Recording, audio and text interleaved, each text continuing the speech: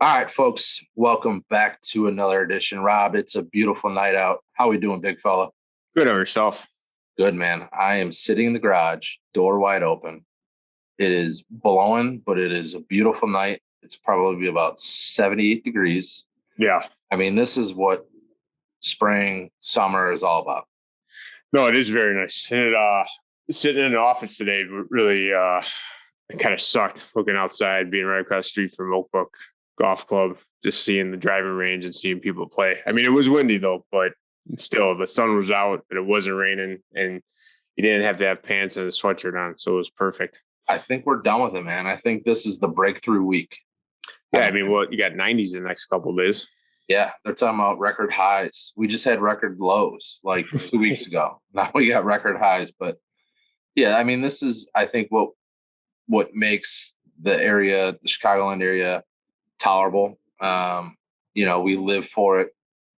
During those 7, 8, sometimes brutal months of just terrible weather, so that we get this kind of weather for at least 4 or 5 months. So yeah. I mean, as long as it's not 90 this weekend and we're back to like this 78s, maybe even low 80s, I'll be happy. But we'll see. are you playing this weekend? Oh, I am playing Sunday. I think we tee off at 150 at Bolingbrook. I'm pretty excited. Nice. The forecast looks nice for Sunday. Yeah, we got Jeff with us for the round 2, so I'm excited seeing how he plays. Went low at Ravislow, so I'm kind of curious. I was just going to say, speaking of Jeff, so for those listening, I think we need to do some background here. So Jeff Magursky is my cousin, and Jeff's a avid listener, avid player. Jeff went low, real low on Saturday at Rav. He shot 2 over. His putter was gross. Yeah, it was on absolute fire. I'm sure if it holds up, which I don't see it not holding up, he'll probably be on next episode because we're bringing on the major winners this year. Oh, yeah. So hopefully we don't jinx this, knock on wood. But that's the background. Now he's playing with Rob. He's also on the West Side Tour. He's playing with Rob this Sunday at Bolingbrook. But your guys' forecast, and it's not so much twilight, but it's a little afternoon golf. So I have mixed feelings about afternoon golf. If I'm not out before 7 on the weekends, I'd much rather play when you're playing. Yeah, I mean, now that I coach a soccer team with Vince, it's a little bit different. We can't tee off at 5 a.m, which I like to tee off. What's that? Hold the phone. Vince coaches the soccer team too.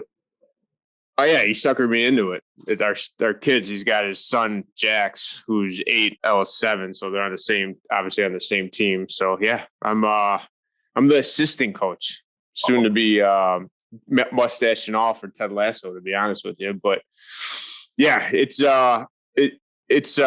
have to play in the afternoon now, obviously, and I don't know. We'll see. I'm not a big fan of it, but hopefully it's spread out enough that there's not enough wait. That's the only reason I don't like playing in the afternoon is the 5-hour rounds or the 6-hour rounds where it's waiting. But we'll see. I mean, I know Vince is pretty pumped to do the hot dog review now that we're playing in the afternoon, so we should have that for next week for you guys.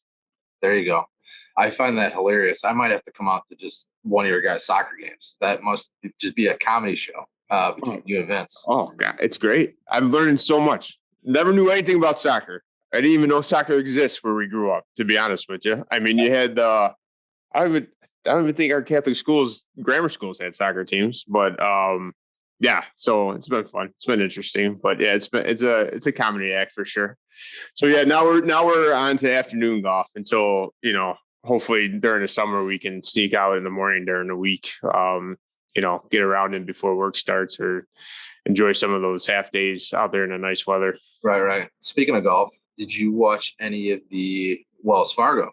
Yeah. So Thursday, Friday, I had it on in the background, background noise, listening to it. I loved it, man. I love when I know the rain sucks for them, but it's awesome to see how they have to play different types of shots, right? Whether it's, a cutoff driver or, I found it very entertaining. I also, I know a lot of people like low scores, but I also like when it's pretty tight and they're not all firing off like 10 unders and whatnot. So, Same. But Saturday was so nice. I didn't get to catch it, and I didn't realize Day blew up the way he did on Saturday. That was crazy. But then yesterday we had it on at the cousin's house in the garage watching it, and it was awesome to see Homa win. I did call that, so I'm just gonna have to say that to you. Book it with T. I called Homa. Did you sprinkle on Homa? It's embarrassing. I did not. I'm so mad at myself. Oh. So mad at myself because I saw everybody on Twitter take their screenshots of their bets they placed. And I'm like, well, I called it and I didn't even put any fucking money on it. Oh, boy. So, yeah, I enjoyed the tournament as well. I didn't watch a ton of it. Sunday, I watched, the last probably 2 hours. Caught a little Thursday, nothing Friday, nothing Saturday. But the weather was shit there. Yeah. To your point. Of course, all the Euros, Fitzpatrick, McElroy, those guys just don't get affected by that weather at all. Day was awesome on Friday. Yeah. Like I enjoyed watching when I got to catch him because he went off early. Like seeing him play and, not letting that affect him. Like it felt like it was 2015 again, in some ways. It was great. Yeah. J-Day back in the day he fell off. It felt like so quick. Like, his decline wasn't just like it was all injury based. But sure. Yeah, to see him back has been awesome. I'm thinking he's probably going to win here soon. I don't know where, but maybe in the next year, I could see him. Maybe contending in a major. Who knows? I don't know. I don't know where he's at fully. It seems like he's 100%. In terms of health, but it's good to have him back regardless. So, and I was happy not to see Keegan win. I used to like Keegan, but for some reason, like maybe because he's just slow or like his routine, it's just unbearable to watch. Yeah, I think whenever he's in the final group, I always get disturbed by just his, his style. He flips the club around. Oh, I know it's hilarious because I've mentioned these guys before, but Bobby Berger in the Brilliantly Dumb show, they pull hard for Keegan Bradley because they ran into him a couple tournaments ago and became like boys with him. So all of his IG stuff on Sunday was for Keegan. Let's go, Keegan. Yeah. Come on, big fella. Look at the wingspan on him, big fella. Like, it's unbelievable. But speaking of Chicago Golf Tour golf, event 1 is officially in the books on all 3 tours route. And we're just going to do a quick shout out here to all of the flight winners on each tour, starting with the Southside Tour, which they actually end event 2 this Friday, but event 1, Sanctuary, A flight, Low Gross, Timmy Harrigan, A flight, Net, Alex Pineda, Ben Cooney, Larry Scott, Tom Tassoni, B flight, Low Gross, Joe Patton, B flight, Low Net, Joe Patton, C flight, Low Gross, Frank Yavar. Oh boy, I'm gonna butcher this. Yavarski. Yavarski. That's Gavin's boy. Burke Sullivan, C flight Net, Burke Sullivan, D flight Gross, Chris O'Brien, Dan Zielinski, D flight Net, Jay Knight, E flight Low Gross, Alexander Latvala, and E flight Net, Alexander Latvala. We'll head over to the West Side Tour Randall Oaks event results. A flight Low Gross, Dylan Flock, Andrew Janis. A flight Net, Nick Rosa. B flight Low Gross, Marty Porkanoy. B flight Net, Marty Porkanoy. C flight Low Gross, Kevin Prappen. C flight Net, Kevin Prappen. D flight Low Gross, Eric Divovic. And Anthony Mastrini. I butchered that too. That ain't right. D flight Net, Eric Divovic, and same Anthony Manastrini. And the Northside Tour wrapped up with Pine Meadow. So these are event 1 results. A Flight Low Gross, Alexander Crescenti. A Flight Net, Jay Brazer. B Flight Low Gross, Andrew Eshelman. B Flight Net, Andrew Eshelman. C Flight Low Gross, Steve Vrulson. Chris Hoffman. C Flight Net, Chris Hoffman. D Flight Low Gross, Mike Lazar. D Flight Net, Mike Lazar. E Flight Low Gross, Timothy Smith. And E Flight Net, Jack Rezlowski. All right. So those are all event 1 tour-wide winners. There we go. Yes, sir. Give a little shout out to the boys. There we go. Another shout out, guys, if you need, remember, we got the T-sheet. Fill those up if you need times, man. Those Slack's been bumping. Yep. I think Slack's been very successful, considering the amount of people using it. And, I think there's still more guys in the general channel. So just a heads up, if you're on Slack via your phone and you're just in our general channel, we have 3 other channels. There's a tour specific channel for each. And if you go to search and then browse, the rest of our tour channels should populate. So then you could really target it, the specific, the said tour you're on. So just a little FYI there, because it looks like there's more guys in the general channel compared to if you break it down and look at all 3. Yeah, specific tour. Yeah, just a little FYI there. And then also make sure you guys read the player handbook. The player, and I'm assuming probably, if I had to guess, 80% of you probably have. The player handbook is the holy grail. It will tell you everything you need to know, just about everything. Sure, we still receive, questions about other things and some very good questions too. But for the most part, if you're looking for something, definitely reference the player handbook. It's got everything in there. It's got the event payouts. So if you want to know what you're getting paid or what you could be getting paid, that's the place to find it. Like I said, along with other things, rules, scoring, handicap, all that. So make sure you guys check out that. Other than that, Rob, we're going to break down Southside Tour Event 3, Glenwoodie Golf Course. Another course I love to play.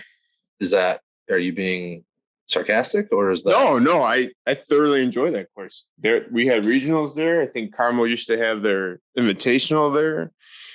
Like I said, when we talked about the schedule before, I think 11 is one of my favorite teeing holes. Obviously you got 16, but yeah, no, I love that course. I love Glenwoodie as well. Played in a Sunday league there the last couple of years. Did not do it this year. Had a bunch of schedule changes. The kids now a little bit older, so Sunday's kind of family day. But Glenwoodie is, I'll tell you what Glenwoodie is. Glenwoodie is a great track. Here's a little insider about Glenwoodie. You better get off before 8 a.m. You're right. Yeah.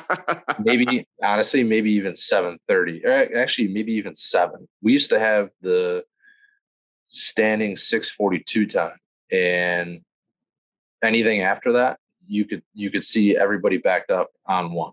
Yeah. So, speaking of, I know one of those Saturdays, I believe we could double check, but if it's not next Saturday, I think it is next, not this upcoming Saturday. I think it's the 21st. Yeah. There's a 6:30 to 7:30 1 hour block, which is unbelievable. No other course is going to give us that early of tee times. So I would highly recommend jumping on, during that 1 hour block that we have. So Saturday the 21st, we have the tee time block of 6:30 to 7:30, like you said. That's primo right there. Because I'm telling you, it's a long wait there. But the course itself, I'm a huge fan of Glenwoodie. I think it's very playable. Um, Especially the front. The front is where you need to score. The front is wide open. Mm-hmm. You could, besides maybe a couple holes, with tree line being OB or water. Other than that, you could essentially spray it all over that place. Usually in really good shape. Doesn't drain particularly well, especially like 5 along OB.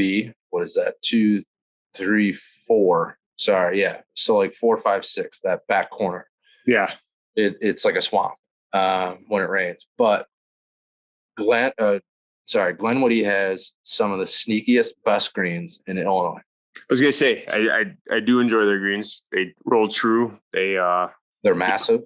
Yeah, they roll true. There's some sneaky undulation where, and this is from playing it so many times and knowing where to be in the vicinity to leave it, but leave it in other places like above the hole on what is that, 7, possibly 6, things like that. The greens are awesome. I'm telling you, there's some of the best around. But Glenwoodie in general, like I said, you're scoring besides maybe 4 holes on the back. You got to score on the front, and then pretty much you got to protect and play defense on the back. And if you can get through like 14 through 18 without a ton of trouble, you're going to play well. Yeah. I mean, it's some of those par 3s though too, man. Some of those are tricky. Like what is that, 12 on the back? For some reason, that one always gets me. Even 3 gets me, even though you're right there, but the water's, protecting the whole green. And then 4 or 5 is 5 the other par 3. That's the easier one, I think. That's the hard one. You think that's the hard one? Oh yeah. Why is that? Because it always plays a club longer. The green is a lot smaller. Yeah, it's a little bit elevated, isn't it? No, I was just gonna say it plays longer because it's up and usually winds into you on that hole. Yeah. But to your point, number 3, the first par 3 over the water is awesome. That's a green where you don't want to be above the hole at all. No. The same thing goes for 11. You don't want to be above the hole either. That green is crazy. Yeah, there's a lot of back to front. But just overall, Glenwoodie's a solid course. It's always in really good shape. But it could be a long round, and if we get some bad weather, it's tough on draining. So just keep that in mind. I feel like you can get away with using your driver a lot on that course too. Really, for the most part, like you said, it's open on the front. Even if you spray it right or left, you still have a shot into the green. But I mean, besides 11, I don't think you want to mess with driver. But and then what?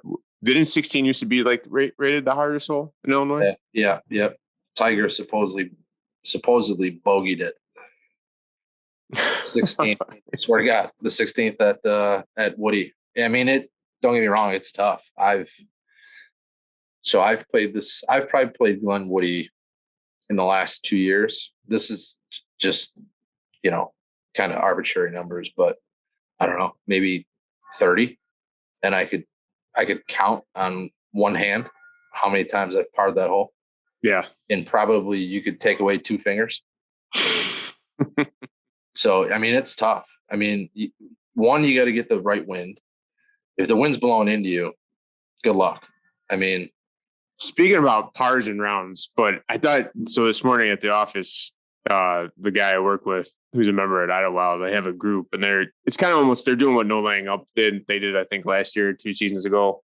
They always play the same course. They play Jack's Beach. Obviously, these guys from work are playing Idlewild, but it's a play on. You have the whole season, which I thought was awesome. You have the whole season they have a race who can par every hole first, right? They got a pot and winner take all type deal thing. No Laying Up, they did birdies, but they're a little bit higher caliber than most of us anyways. But getting to that, I'm assuming you probably birdied or parred pretty much every hole on Glenwoodie. How many times you've played it, correct? Probably. But I think it's if you played the same course, I think that'd be an awesome thing to do for the season to figure out. For sure. Yeah, it would probably be safe to say that. Yeah. I mean, there's definitely holes out there. 16, I don't think I've ever birdied. But parred, probably I've probably parred all of them. 17 is a great hole too. I like teeing off for that hole. 17 is super cool. Yeah. That's another one where, if you catch so it's a short par 4, but I've seen guys drive that green with, wind at the back, which is a bomb, but still, you can get away with hitting 3-wood there and still being, a buck out. Mm-hmm. But yeah, the front is where you need to, be aggressive because you can.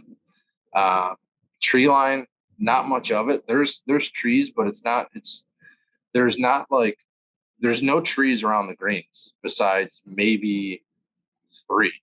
So off the tee, you could kind of spray it wherever you want, and then getting back on to the fairway or at the green is no big deal. So you could play a fairway over there the whole front 9 if you wanted. Yeah. But like I said, a lot of sneaky greens, a lot of great holes, especially on the back. The back is super fun. The back is super tough too. Starting off with, 10 is a super long par 4, and a part of that same win that would affect you on 5, that par 3. If that's the same win, that par 4 is playing like a par 5. Mm-hmm. So, and then you got 11, which you're laying up short of the creek. Mm-hmm. That approach in is super tough. It's up quite a bit. It's straight. Yeah, it's tough. And then that par 3, the next one, 12. The back maybe has like 2 or 3 vanilla holes, and that's about it.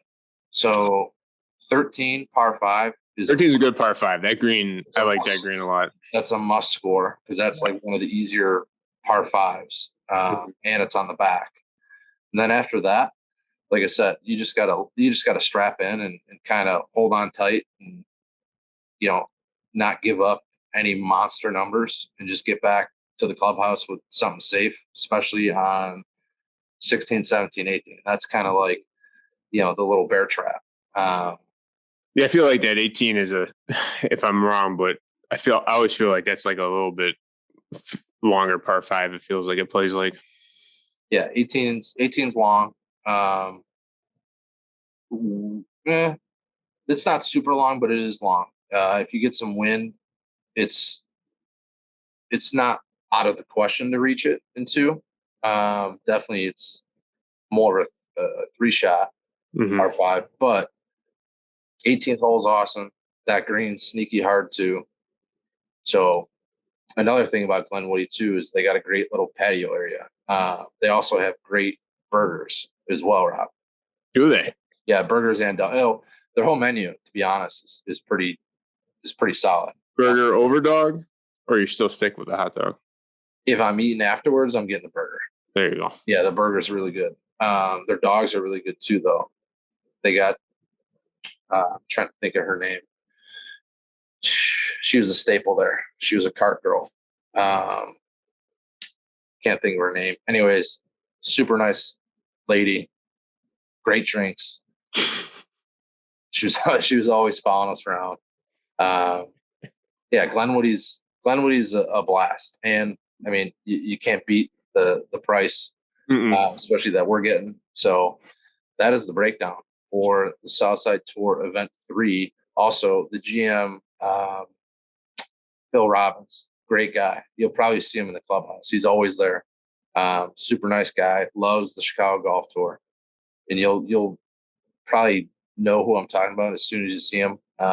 He's always greeting everybody. Phil's a great guy. So let him know, you're with the Chicago Golf Tour and how much you enjoyed the track. And I'm sure I'll hear about it. So That wraps up that route. I'm assuming it's book it now. It is. It is the Byron Nelson Book It with T picks. Who do you like this week, Rob? Speed's back, right? So I'm going to try to go 2 for 2 because I feel like why not? Let's let him win or at least play good leading up to the PGA. Although he just won. Huh? Although he just won. Oh, go back to 2015. He won multiple times, my man. I feel like he's going to play good at least. Maybe not win. Hopefully win. But like he's gonna play good leading up to the PGA because I think he's got the PGA. I think you're probably like Teddy right now. You're probably seeing something that's not. Well, who do you like? I kind of like one of T's picks, to be honest. Should I mention it? Well, say T's picks, and then you tell us which one you liked out of it. All right, we got the Byron Nelson Book It with T picks, and his long shot. Cage Lee 100-1, Wise 55-1, Gooch 45-1, Matsuyama 35-1. Zalatoris is his favorite 20-1, and you could book it with T. I like Matsuyama. Really? Yeah. Okay. Yeah. Right. Have you been putting money on stuff on the weekends for these tournaments or no? Not the Wells Fargo. That's okay. But yes, probably. I don't know. Actually, probably every one this year. So, do you treat all the majors the same as you did the majors? I mean, the Masters, I should say. Will you bet just as much as you do for the PGA as the Masters, or Masters is as your Super Bowl, and then everything else is just no, not even close. No, gotcha. I mean, we're talking about probably 15% of what I put on the Masters. Gotcha. Maybe 20%, something like that. Yeah, just a little sprinkle, nothing crazy. Mm-hmm. Sometimes I will take a couple guys, but I try to just stick with one guy and let it ride. So where you at with Phil playing? You think he's playing or you're not playing? In the PGA Championship? Mm-hmm. I think he's playing. Okay. Yeah, I mean, so this whole thing with, well, now more info is coming out about the live. Apparently, guys were giving money back once that whole right. Yeah, that was crazy. Which is ridiculous. Okay, I mean, I your boy Westy, I've kind of enjoyed his stance the entire time. That interview this past weekend was very interesting. And then Sergio's comments on, was it Thursday or Friday? Well, Sergio is a dickhead. So, I mean, he's so I've given Sergio the benefit of the doubt over the years. I liked him early on. I haven't liked him so much lately. He's like a Billy Horschel part 2. He's just whiny. To say that to an official, like that guy, the guy's doing his job. It's not his fault. You hit it in the fucking shit. And the tour that's afforded you what, $35-40 million, like now all of a sudden you can't wait to leave. Right. Like that's just, it reminds me of like being a little kid and you stole my toy and it's like, come on. So yeah, later, Sergio. Westy, but I agree with that. I mean, he doesn't really owe anything to the PGA Tour. I mean, he's essentially a subcontractor, and that's his job, and that's how he earns money. Mm-hmm. And Rob, if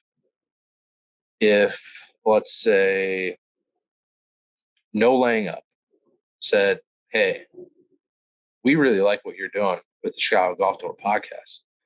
We're going to offer you $100K to come do the No Laying Up podcast." What would you do? I wouldn't leave you, Tom. Couldn't leave you hanging. You're full of shit. I would tell you to go. But that's, it's. Yeah, no, I get. Yeah, I mean, I get what you're saying for sure. Yeah, I mean, at the end of the day, and we're not going to dive in the whole political aspect of what's blood money and what's not, but I don't even go down that avenue because it's so ridiculous. Yeah, I'm for Westy. I'm, for any of those guys that want to go jump. Don't care either way. Yeah. Supposedly they have 15 of the top 100. I'm probably positive the average age is, north of probably 42. Yeah. But here's where things get interesting, which I was reading the other week. So they just, I feel like Live could be a thing, and that's fine because they aren't competing with PGA Tour, but like year 2, year 3 is where I think Live gets real interesting because, for instance, you got guys on the Corn Ferry Tour, you got AMs trying to get into all these different developmental tours, right? Mm-hmm. Half these guys go play on, the Japan Tour or whatever, when they come out anyways. What's stopping an amateur or a KFT player to get guaranteed money to go play on the Live Golf Tour? That's where Live, I think, has potential just because they're shelling out guaranteed money. Mm-hmm. So, but that's just kind of my take. I think that's where they could start cherry picking guys, and that's where they could contend with a PGA Tour. I think ultimately, the PGL is where it's at, and I think that could thrive. Yeah, I'm curious of how they're going to televise it or what's it going to be on, stuff like that, all the details that they're still working out. So Both of them or just the Live? The Live. Yeah, because I think that's where. So ultimately, this is just my 2 cents. I think whether the PGA Tour partners up with the PGL, the Premier Golf League, which I think is the play, just because of the structure. I mean, you see it with the soccer clubs and their leagues. I mean, it works. Now, if they decide to stay, the PGA Tour, that is, to themselves, then that's a conflict. But if they bring on a PGL and they partner with them, I think it's one to fend off Live and from guys going over to the Live Golf. Mm-hmm. I just think there's a better structure. There's shares, there's equity, there's just a lot more that a guy, and plus they don't have to leave, the U.S. to go to Saudi. So that's always a plus. Right. But again, those are kind of just the little tidbits. Who knows? I don't know. Like I said, who knows if Rich Harvest is even happening? Right.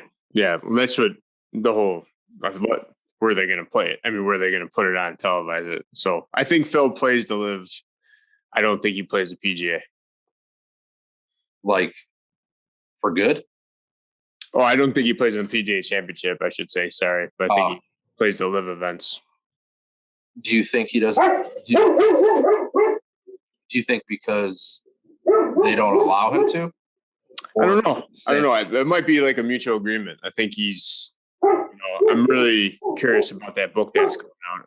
I don't really like to read, so I'm hoping there's an audio version of it. But I want to see the tidbits have been on Twitter so far. It's been pretty interesting about the gambling and everything. Yeah. I have other opinions on said book, but we have some very good relationships with people tied to said book, so I will keep those opinions to myself. To your point, though, is betting. I mean, that was kind of a shocker. 40 million during a 4-year span. Well, the whole Bones thing threw me off too. That was crazy. Yeah, I wonder. I'd like to get more into that. So to your point, I probably will eventually end up reading said book, but I just want to know. I read hundreds of thousands, but I kind of want to know where that whole thing went south. Yeah. And I wonder if Bones would ever, eventually sit down and talk about it. That would be pretty cool. Yeah. Yeah. But yeah, I mean, again, Phil just catching heat after heat, that was part of like my issue though, is the guy the guy got absolutely murdered, and then he was kicked while he was down, and then he took a breath, and now people are pounding him again. It's like, right. okay, like we've already discussed this, whatever. I still am a fan of Phil. I enjoy watching him play. Whether what he does off the course, none of my business. I think he's very entertaining. His game, his commentary, etc. But Rob, that rolls us in right into the top three. Are you ready for the top? Yeah. So it's not really a top three. It is three parts. But so the other day I caught on Twitter, and I'm sure everybody else saw it. I thought it was interesting. They put a graphic out, and I forgot if it was Golf Digest or whoever did. But, they put like Spieth, they put Colin, forgot who else, and said like, what would you want to take from each person, right? Or would you rather have Spieth, what game would you like? So like I said, I found that very interesting. So mine is to you is like, who would you take if you can take, who would you take for putting, irons, and off the tee? That's a good one. That is a good one. I mean, I'd probably go Rombo off the tee. I'd probably go Morikawa irons, and I'd probably go Cam Smith wedges. What about putting? And oh yeah, you got to putt the ball in too. If this was 2015, I would take your boy, Right? but it's not. So he's still probably Actually, I'd be curious to look at his numbers currently, but yeah, I'd probably go if we're saying current. I'll take your boy Spieth to make you happy. No, well, I'm not taking Spieth. Who are you taking? I would take Cantlay for putting. He's been. So I refused. He's the first person that came to mind, obviously, but I refused to have him on my squad. I would. No. He wouldn't be on your squad. You're taking what you would want. His attribute, yes. Yeah. But I mean, I feel like his putter would come with a brown khaki, grip, like just something boring. So coming from corduroys, boy. Okay, all right. What's that? Good. Coming from the corduroys guy. I'm telling you, man, corduroys they've been in. You got shorts too. Corduroy shorts? No, I mean, I live in Oak Lawn. I don't. Yeah, Cantlay putting. I agree with you. Smith for the short game, Colin for the irons. But when Rory is on, I'd take Rory for the driver. Yeah, when is he on though? Yeah, man, Teddy's on watch tonight, huh? Yeah, a lot of action tonight. A lot of people walking. Speaking of, he's got to go for a walk. So with that being said, there, Rob, we'll see you in the fairway. See you in the fairway, Tom. See you, buddy.